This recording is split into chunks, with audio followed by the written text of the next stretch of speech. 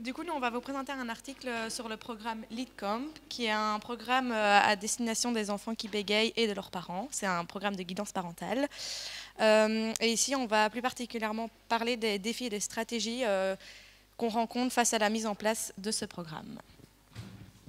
Alors, développé par le Centre de bégaiement australien, le programme LeadComp est une intervention comportementale pour les enfants d'âge préscolaire qui bégayent. Cette intervention est dispensée par un parent et sous une guidance logopédique. Durant 4 mois, l'intervention s'établit sur des séances pratiques de 10 à 15 minutes par jour, durant lesquelles le parent fournit des contingences verbales à son enfant quand il ne bégaye pas, comme « Oh, ta voix est si douce, je ne m'en rends pas compte, c'est magnifique », et moins de contingences verbales quand ce dernier bégaye. Le parent est également formé à utiliser une échelle de gravité sur 10 points afin de situer le niveau de bégaiement de son enfant. Une fois que le niveau de bégaiement de l'enfant a atteint un niveau bas, on passe à la deuxième partie du programme qui vise un niveau bas de bégaiement, et ce pendant 1 an. La guidance logopédique est nécessaire et primordiale tout au long de l'intervention, au vu de la variabilité des profils de bégaiement de l'enfant et de sa famille en général. Le programme LeadComp existe à travers le monde et il a été validé par 2 études empiriques. Il existe un guide qui explique le programme en profondeur et il est disponible gratuitement sur Internet, ainsi qu'un programme d'entraînement spécifié. Le PLF organise régulièrement des formations qui s'établissent sur 2 jours et qui sont données par Véronique Aumont-Boucan. Donc l'article que nous allons vous développer aujourd'hui vise à soutenir les logopèdes qui utilisent ce programme actuellement et à améliorer les formations qui sont réalisées à ce sujet. Pour cela, les auteurs ont décidé d'identifier tous les défis que les logopèdes rencontrent dans l'implémentation du programme et les stratégies qu'elles ont développées pour contrer ces différents défis. Du coup, la première partie de l'article vise à parler des défis et des questions qui surviennent dans la mise en place de ce programme. Afin d'identifier ces défis, les auteurs ont collecté des données via une exploration qualitative en combinant 4 types de sources. Les 4 types de sources étaient donc des publications existantes sur le programme LeadComp, des conversations avec 5 logopèdes ayant expérimenté le programme, une collecte de données des défis selon des logopèdes travaillant sur différents sites, et enfin des entrevues semi-structurées avec des logopèdes ayant également expérimenté le programme. L'analyse des données récoltées s'est faite sur base d'un modèle itératif, donc qui réévalue la pertinence des données avant de les inclure dans le modèle. Et cette méthode a permis d'augmenter la fiabilité des résultats. Au total, les auteurs ont relevé 124 défis, qui paraît un nombre très conséquent, mais il y a plein de stratégies mises en place pour les contrer. Ces 124 défis sont regroupés en 4 thèmes. Tout d'abord, les généralités. Ceci concerne par exemple la maturité de l'enfant, sa conscience du bégaiement, l'initialisation du programme, etc. Ensuite, on a les procédures et les composantes. Là-dedans, on retrouve par exemple le comportement de bégaiement, le degré de gravité du bégaiement, ou alors l'organisation des sessions pratiques du programme. Ce thème regroupe la plupart des difficultés qu'on rencontre, et 2/3 de ces thèmes sont consacrés à la mise en place des sessions pratiques du programme. Ensuite, on a le thème de la situation des parents et des enfants, donc leurs conditions intrinsèques. Et enfin, les réactions des parents et des enfants face au bégaiement et leur angoisse liée au bégaiement. Et donc ici, on voit bien que dans les procédures et les composantes, c'est surtout des problèmes liés aux sessions pratiques, à la mise en place des sessions pratiques. Donc la seconde partie de l'étude, comme je l'ai dit dans l'introduction, concernait les stratégies qui ont été développées par les logopèdes pour contrer les 124 défis que Élise vient de catégoriser. La méthode de recherche qui a été utilisée pour identifier ces stratégies est une description qualitative dans laquelle les données ont été récoltées par des entrevues semi-structurées avec 7 logopèdes ayant entre 15 et 23 ans d'expérience avec le programme LeadComp. Les chercheurs ont tout d'abord montré la catégorisation des 124 défis aux logopèdes et ils ont ensuite posé la question suivante. Qu'est-ce qu'elles feraient pour relever les défis ou répondre aux éventuelles demandes d'informations?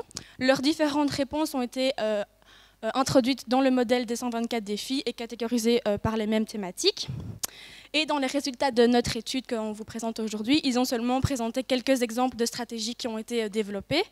Il faudra attendre cependant une prochaine publication du centre de bégaiement pour avoir accès à toutes ces stratégies. Mais en attendant, nous avons créé un site internet qui sera mis à votre disposition pour vous rendre compte des 124 défis qui sont eux catégorisés et des différentes stratégies qui sont présentées également.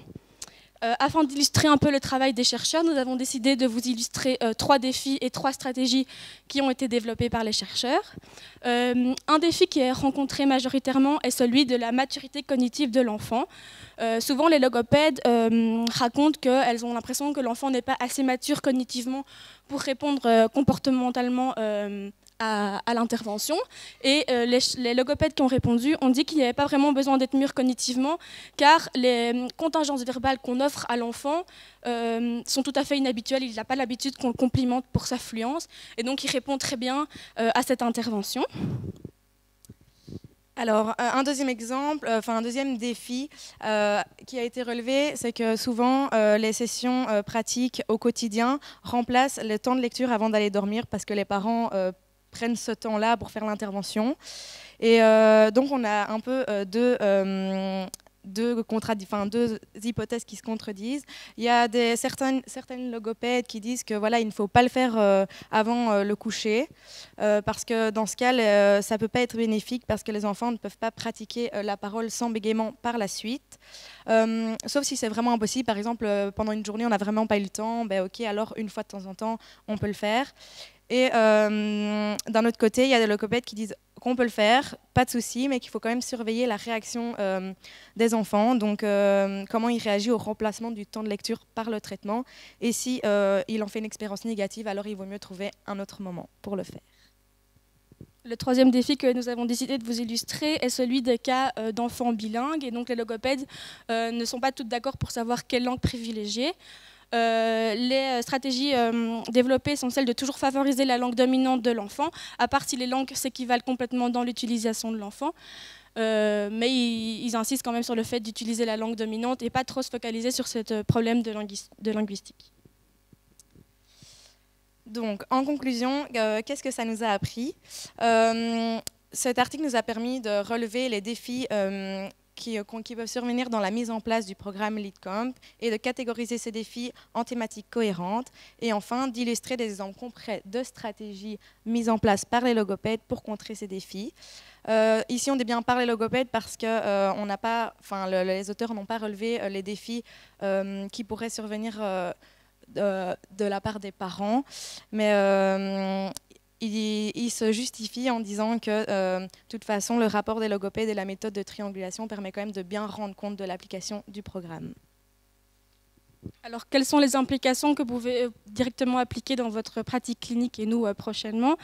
Tout d'abord, en étant très bien informés sur ce sujet, il est possible que les logopèdes qui travaillent avec ce programme puissent anticiper toutes les difficultés que les chercheurs ont présentées et surtout le moment auquel ils peuvent survenir.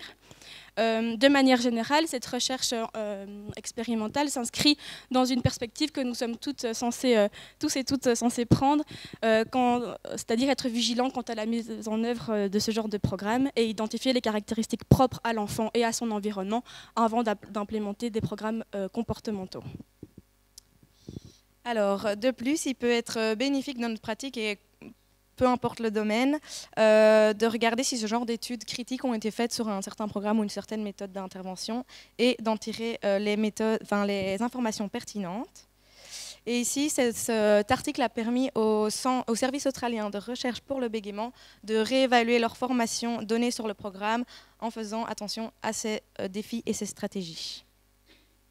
Alors, si nous devons constituer un take-home message pour vous, tout d'abord, on vous rappelle de toujours être critique quant à l'application de programmes thérapeutiques, même si ceux-ci ont été validés par les critères de l'evidence-based practice. Ensuite, on pense que la prise en compte des parents est un facteur très bien justifié dans cette étude. Et donc, prendre en compte leur avis, tout ce qu'ils rencontrent et leurs défis surtout, est un facteur que nous devons toujours retenir dans la prise en charge du bégaiement, surtout quand il est précoce. Alors, de plus, il est nécessaire d'être vigilant aux défis que les enfants et les parents peuvent rencontrer dans la mise en œuvre d'un programme, de les identifier et d'analyser si des études critiques n'ont pas déjà été réalisées pour en tenir compte. Et il ne faut pas perdre de vue non plus la variabilité des cas, la sévérité du bégaiement, le développement de l'enfant et son environnement, qui sont des facteurs à prendre en compte, notamment pour vérifier l'efficacité de notre prise en charge. Merci beaucoup pour votre écoute.